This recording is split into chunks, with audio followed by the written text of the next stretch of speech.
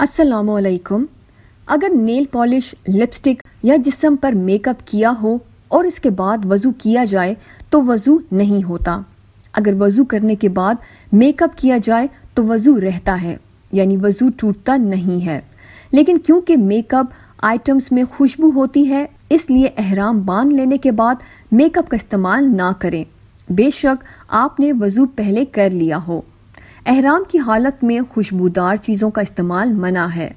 آپ حج عمرہ کے دنوں میں میک اپ نہ کریں۔ عورتیں احرام کی حالت میں جیولری یعنی زیور پہن سکتی ہیں، لیکن وہ آواز کرنے والا، عبادت میں رکاوٹ ڈالنے والا نہ ہو، یعنی وہ آپ کی یا دوسرے لوگوں کی عبادت میں رکاوٹ یا خرابی نہ ڈالے۔ بعض اوقات چوڑیاں، پازیب کی آواز کی وجہ سے لوگوں کا دھیان جیولری پہننے والی عورت کی طرف ہو جاتا ہے۔ اگر جیولری آواز کرنے والی ہو تو اسے نہ پہنیں۔ ایسی جیولری نہ پہنیں جو وضو کرنے میں رکاوٹ ڈالے۔ جسم کے جن حصوں کو وضو میں گیلا کرنا ہوتا ہے ان کو آپ کی جیولری گیلا ہونے سے بچاتی نہ ہو۔ بعض خواتین کا وضو اس لیے ٹھیک نہیں ہوتا کیونکہ وہ وضو کرتے وقت انگلی میں پہنی رنگ، انگوٹھی نہیں اتارتی۔ اگر ناخن لمبے ہوں تو بھی ان میں نجاست اور گندگی موجود رہے گی اور وضو صحیح طرح سے نہیں ہوگا۔ جب آپ حج عمرے پر جائیں تو جیولری نہ پہنیں۔ عورتیں حج عمرہ کرنے کے دوران نامحرم مردوں کے سامنے اپنا لباس ٹھیک نہ کریں۔ دودھ پلانے والی عورتیں نامحرم مردوں کے سامنے بچوں کو دودھ پلانے کے لیے سینہ نہ کھولیں۔ اگر چھوٹے بچے کے پیشاب کی وجہ سے کپڑے ناپاک ہو گئے ہیں تو ایسے میں طواف کرنا مکروہ ہے۔ زیادہ چھوٹے بچے کو حج پر نہ لے جائیں کیونکہ ایسا کرنا آپ کی یا دوسرے لوگوں کی عبادت کو مکروہ کر سکتا ہے۔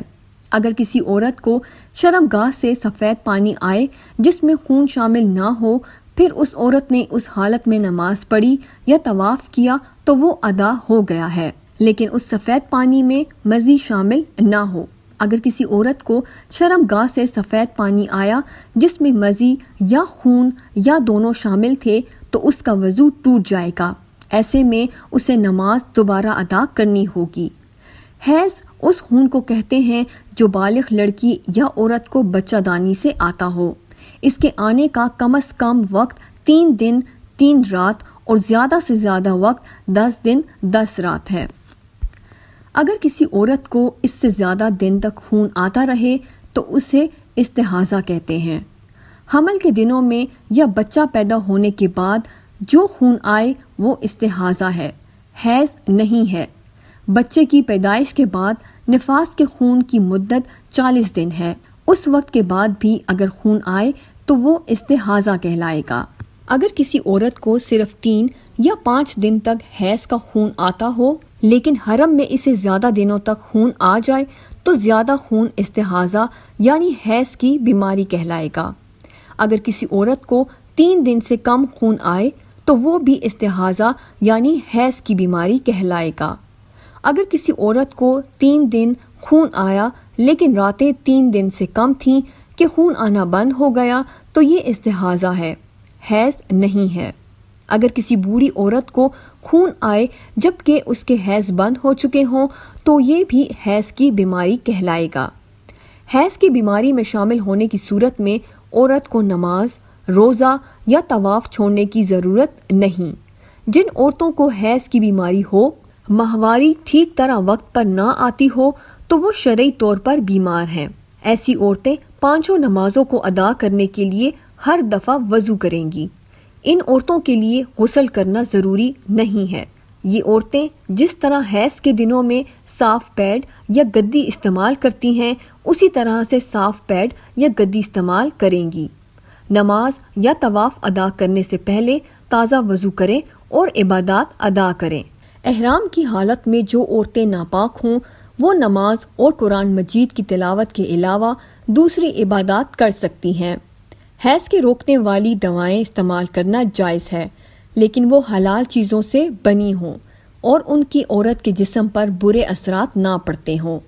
اگر کسی عورت کی حیض کی عادت 8 دن ہے لیکن اس سے 5 دن بعد خون آنا بند ہو گیا تو وہ باقی کے مزید 3 دن کے لیے رک جائے تاکہ 8 دن پورے کر لے اس کے بعد غسل کر کے پاک ہو کر طواف زیارت کرے۔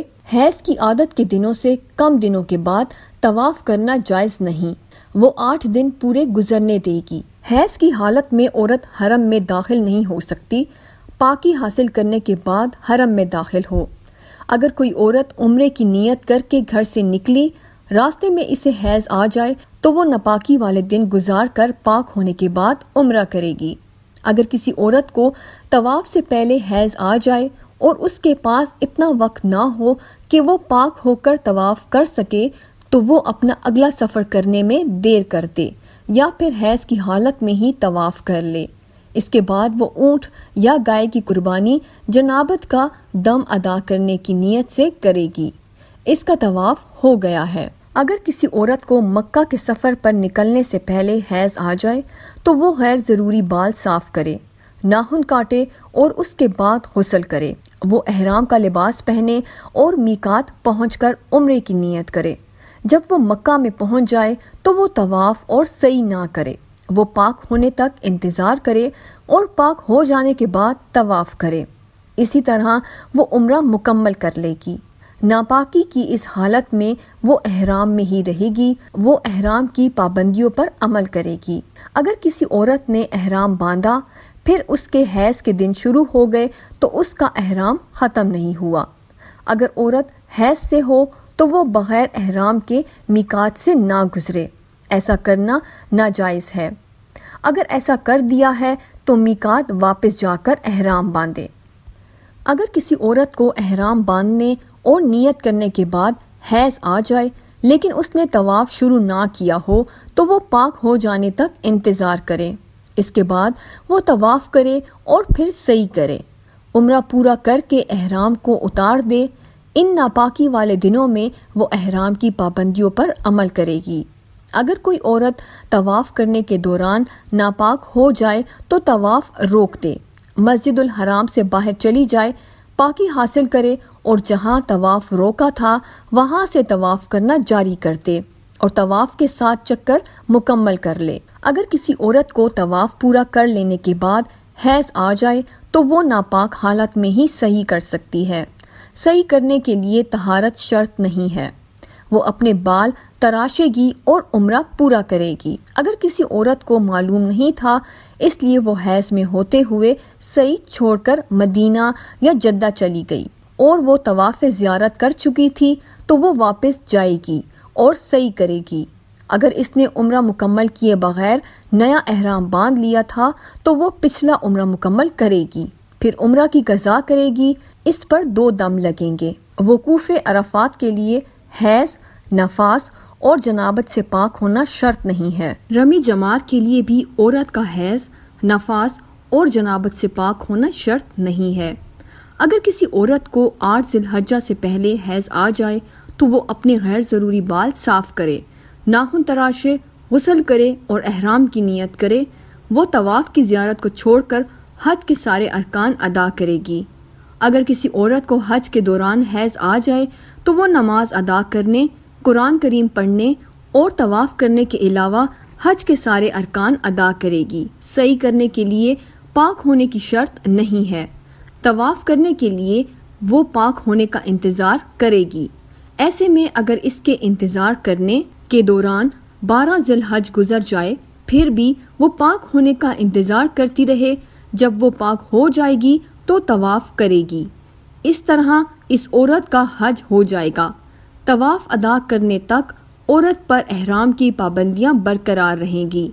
اگر کسی عورت نے عمرہ اور حج دونوں کی نیت سے احرام باندھا اور اسے مکہ پہنچنے سے پہلے یا بعد میں حیض شروع ہو گیا لیکن اس نے عمرے کا طواف ابھی شروع نہیں کیا تھا اور منا جانے کا دن آ گیا تو وہ عمرہ چھوڑ دے گی۔ وہ احرام کھولنے کی نیت کر کے احرام کی پابندیاں ختم کر دے گی اور احرام کو کھول دے گی۔ اس کے بعد وہ غسل کرے گی، پھر وہ حج کا احرام باندھے گی اور تلبیہ پڑھے گی۔ اس کے بعد پھر وہ منا چلی جائے گی، حج کے تمام ارکان ادا کرے گی۔ جب حیض بند ہو جائے تو وہ غسل کرے گی، پھر طواف کرے اور سعی کرے۔ اس عورت کا حج ادا ہو گیا ہے۔ یہ حج افراد ادا کیا گیا ہے۔ حج کر لینے کے بعد وہ چھوڑے ہوئے عمرے کی قضا کی نیت کرے گی اور عمرہ ادا کرے گی۔ وہ اونٹ یا گائے کی قربانی دے گی، کیونکہ جو عمرہ اس نے چھوڑا تھا اس پر دم واجب ہے۔ وہ قربانی کا گوشت نہ تو خود کھا سکتی ہے اور نہ کسی صاحب استطاعت کو دے گی، بلکہ صرف مسکینوں اور فقیروں میں تقسیم کرے گی۔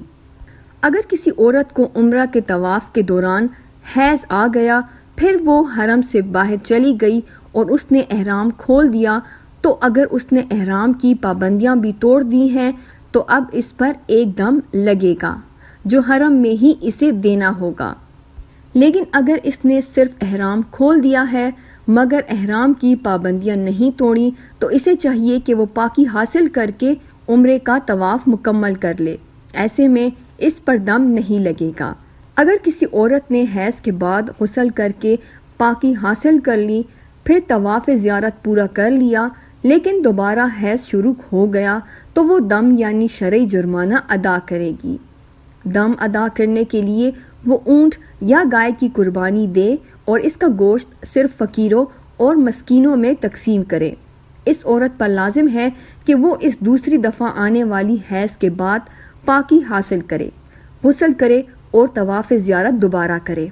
اگر وہ طواف زیارت دوبارہ کر لیتی ہے تو دم نہیں لگے گا، لیکن اگر اسے حیض کی بیماری ہے تو بھی دم نہیں لگے گا۔ شرعی اعتبار سے وہ بیمار ہے۔ طواف وداع حج کے آخر میں کرنا ہوتا ہے۔